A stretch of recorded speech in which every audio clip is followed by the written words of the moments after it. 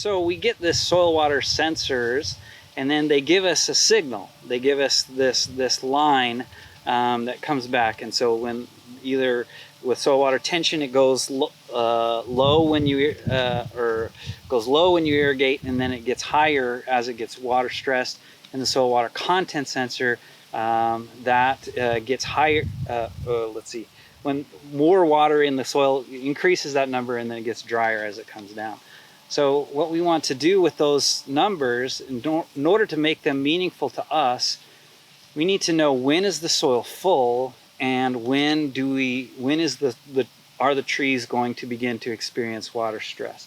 So here's my little demonstration here. So I have my soil, and then I'm irrigating, and I'm applying the water to the soil. So obviously soil has this ability, like a sponge, to hold water and store it for use later by the trees. And as but at some point,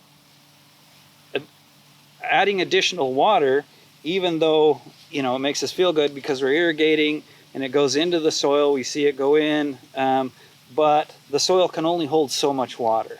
So that the maximum amount of water that soil can hold long term against that pull of gravity is called field capacity. And so that is a very important number that we need to know for irrigation water management. Why?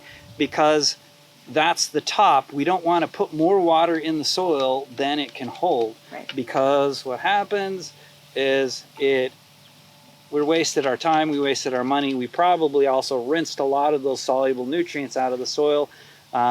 We lost that water, and we lost those good things that our trees need.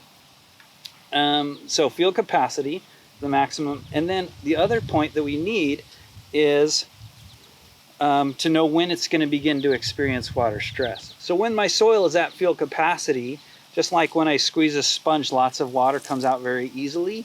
When it's at or near field capacity, the trees don't have to work very hard at all to get that water away from the soil. However, at some point, the water is so depleted that it takes a long time for the water to get to that soil root hair, and then the roots got to pull really hard to get that water away from the soil. Remember, soil water tension, it's pulling on that water. The tree has to pull that water away from the soil. So it begins to be a point where the tree starts to shut down, and it starts to begin to experience water stress. Any other indication of water stress, maybe the leaves start curling or something like that, then we draw that line on that graph and we say, okay, we're not going there in the future. Another good rough estimate for a lot of soils is you take your field capacity line, you take about 75 or 80% of that number, and that's going to be a first guess as to where to draw that line. It doesn't really hold as well for like sandy soils. Sandy soils, it's more like 50 or 60% of that number where you're going to begin to see water stress. So, but still, that's how we want those two numbers: field capacity, first water stress, and then we want to stay between those two lines. Anywhere between those two lines, the trees are going to be fine, and that's how we use that to do water management. So you've heard all about the probes from Troy. From a commercial point of view, we like this kind of thing. It's a capacitance probe, but we call it a profile probe because we have numerous sensors built into this. If you can visualize a probe like this in the ground, you're getting irrigation water coming in, and normally we irrigate from the top, so we get it sinking down, and you'll see sensor 1 wetting out, then sensor 2, sensor 3, so you can see exactly how deep the water is going. And there's one of the first important things, is how deep do you want the water to go?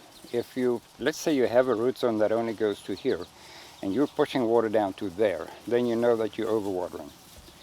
And then it becomes very easy to lighten up on that. So if that was a 6-hour set, you need to know that you're going to go back to a 4-hour set. So a practical example, the very orchard that we're standing in, it might not be obvious from this camera shot, but it is fairly steep. It must be at least 12% grade. The grower used to have impact sprinklers in here. They put on a lot of water very fast, and there would be runoff. And a grower might think, when the water starts running off this bed, it must be full. And meanwhile, the penetration rate is too slow and we're getting a runoff before it actually goes in deep enough. And if you have a probe like this in there, you would see that you only wet it out maybe down to 8 inches, whereas the subsoil is still dry. So you could actually have a combination of water running out of your block and stress due to the subsoil being dry. So the solution is obvious. You want to change your irrigation design and put in a sprinkler system like an R10 that would put down the water slow enough so that it won't run off, but it will go straight in. And by the way, one of our practical rules for a grower is if you see runoff, the set's too long. You've got to stop. And I've worked with extreme clay cases where 20 minutes was the maximum they could put on at a time, and then it starts running off. But if you can automate it and go around 20 on, 20 off, you can still get the water in. So that's a very practical example of how a grower can use this information, not only plan the irrigation, but also identify problems and fix them.